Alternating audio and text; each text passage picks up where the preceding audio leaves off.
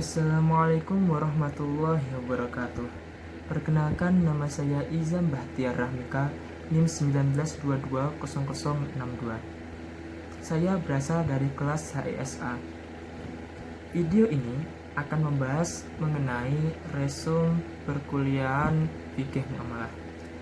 Untuk materi yang pertama yang akan dibahas adalah hubungan antara fikih muamalah dengan Quran surat At-Taubah ayat 132 dengan ayat yang digarisbawahi, yakni yatafaqahu fiddin. Sebelum membahas lebih lanjut, ayat ini membahas mengenai orang-orang yang berperang itu hendaknya ada dari mereka itu yang belajar agama Islam. Hubungannya apa dengan fikih muamalah? Jadi yang dinamakan fikih muamalah itu kan hubungan antar manusia. Jadi kalau seumpama semua orang berperang dan tidak ada yang mempelajari tentang agama, tidak ada yang mempelajari mengenai agama, itu ya sudah, agama tertulis di situ. Jadi agama Islam tidak maju gitu, tidak melanjutkan lagi kalau seumpama tidak ada yang pelajari. Akan tetapi kalau ada yang pelajari, otomatis ilmunya itu bisa disampaikan kepada generasi seterusnya. Baik, untuk pembahasan yang kedua adalah mengenai pengertian fikih muamalah dalam arti luas dan arti sempit. Dalam arti luas, fikih muamalah itu berarti fikih yang membahas mengenai aturan Allah yang mengatur manusia dalam hubungan duniawi atau pergaulan sosial. Lalu kalau arti sempit dari fikih muamalah sendiri, yakni adalah fikih yang mengatur mengenai hubungan manusia dengan manusia, mengenai yang berkaitan dengan harta benda. Untuk pembahasan yang ketiga, yakni pembahasan mengenai mal, jenis-jenis mal. Yang pertama adalah mal al-mutakawin. Mal mutakawin adalah harta yang diperoleh manusia dengan suatu usaha dan diperbolehkan oleh syara memanfaatkannya. Lalu yang kedua adalah mal ghairul mutakawin, yakni harta yang belum diperoleh manusia walaupun dengan usaha. Maksudnya di sini adalah belum dimiliki manusia seutuhnya meskipun dengan usaha, ataupun harta yang diperoleh dengan usaha akan tetapi tidak diperbolehkan oleh syara memanfaatkannya. Yang ketiga adalah malul iqrar. Malul iqrar itu adalah harta yang benar-benar tidak bisa dipindah. Lalu yang keempat adalah malul mangkul. Malul mangkul itu adalah semua harta yang dapat dipindah. Yang kelima adalah malul misli. Malul misli adalah harta yang terdapat padanannya tanpa ada perbedaan dalam bentuk apapun. Kemudian yang keenam adalah malul kimi, yakni harta yang tidak terdapat padanannya ataupun ada padanannya akan tetapi berbeda nilainya. Yang ketujuh adalah malul istihlaki, yakni harta yang pemanfaatannya dengan cara dirusak atau dirubah.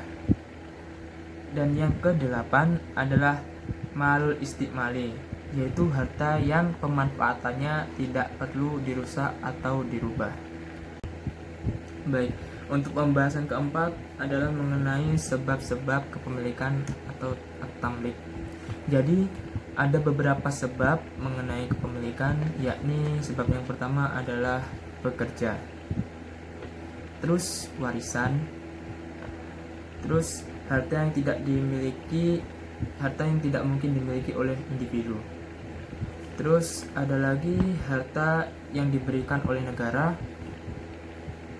terus keperluan harta untuk bertahan hidup, dan lalu barang yang diperoleh tanpa bekerja, itu seperti hadiah, hibah ataupun yang lainnya. Dan untuk yang paling populer di antara semua itu sebab kepemilikannya adalah bekerja, Karena apa?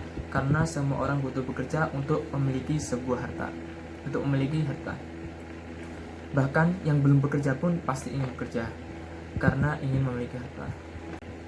Baik, kemudian pembahasan kelima mengenai hukum jual beli online.